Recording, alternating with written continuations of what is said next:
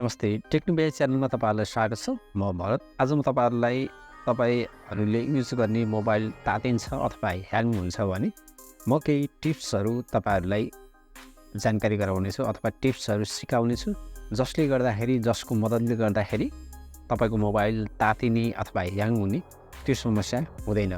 हामीले कहिलेकाहीँ मोबाइलमा भएका सेटिङहरुलाई जानी अथवा नजानी हामीले अन अफ गरिरहेका हुन्छौं। त्यसैले मोबाइलमा समस्याहरु आउने, तातिने, ह्याङ हुने यस्ता समस्याहरु भइराख्छन्। त्यसैले म तपाईहरुलाई स्टेप बाइ स्टेप सिकाउने छु र भिडियोलाई स्किप नगर्नु होला।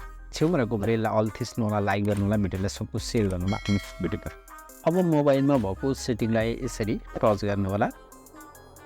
अब हेरेर सर्च बारमा चाहिँ अलि तल स्क्रल डाउन गर्नु होला। हेरेर डिस्प्ले भन्ने हुन्छ, डिस्प्ले एन्ड ब्राइटनेस भन्ने हुन्छ।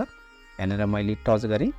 यसमा टच गरिसकेपछि जस्तै अटोमेटिक हेरेर अन भएको हुन्छ, जस्तै अटो ब्राइटनेस भन्ने छ हेरेर अन भएको हुन्छ। यसलाई अफ गर्नु होला किनभने यसले तपाईको आँखालाई पनि समस्या पार्छ र अर्को ब्याट्री सकिने, चाँडै सकिने पनि हुन्छ र ह्याङ हुने समस्या पनि हुन्छ। यसलाई अन छ भने यसरी अफ गर्नु होला र लिमिट राख्नु होला तपाईले ब्राइटनेस। अब हेरेर मैले ब्याक गरेँ। ब्याक गरिसकेपछि प्ले स्टोरमा जानु होला। प्ले स्टोरमा टच गरिसकेपछि माथि तपाईको प्रोफाइलमा यसरी टच गर्नु होला। प्रोफाइलमा टच गरिसकेपछि हेरेर यो सेटिङ भन्ने छ, सेटिङमा टच गर्नु होला। सेटिङमा टच गरिसकेपछि अब हेरेर नेटवर्क पर्फर्मेन्स भन्ने छ हेरेर यसमा टच गर्नु होला।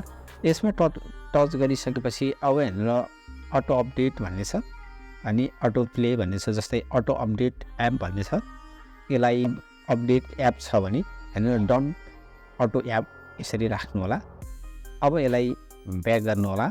फेरि हेरेर अटो प्ले भिडियो भन्ने छ हेरेर यसमा टच गर्नु होला। अब यसमा टच गरिसकेपछि जस्तै डन्ट अटो प्ले भिडियो भन्ने छ, यसमा टच गर्नु होला अनि ओके गर्नु होला।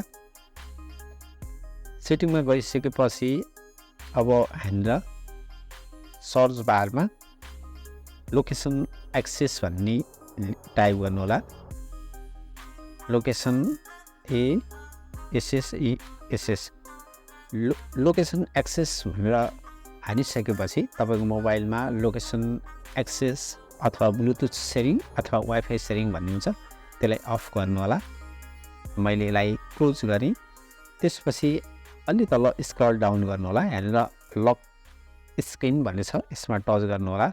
यसमा टच गरिसकेपछि लक स्क्रिन भन्ने छ हेरेर जस्तै अफ्टर 15 सेकेन्ड भन्ने छ, हेरेर टच गर्नु होला। यसमा लक स्क्रिन अटोमेटिक भन्नेमा तपाईले 13 सेकेन्डमा यसरी राख्नु होला। 13 सेकेन्डमा राखेर अब तपाईको मोबाइल ह्याङ हुने, तातिने, तपाईको ब्याट्री छिट्टै सक्ने समस्या समाधान हुनेछ। हस् त।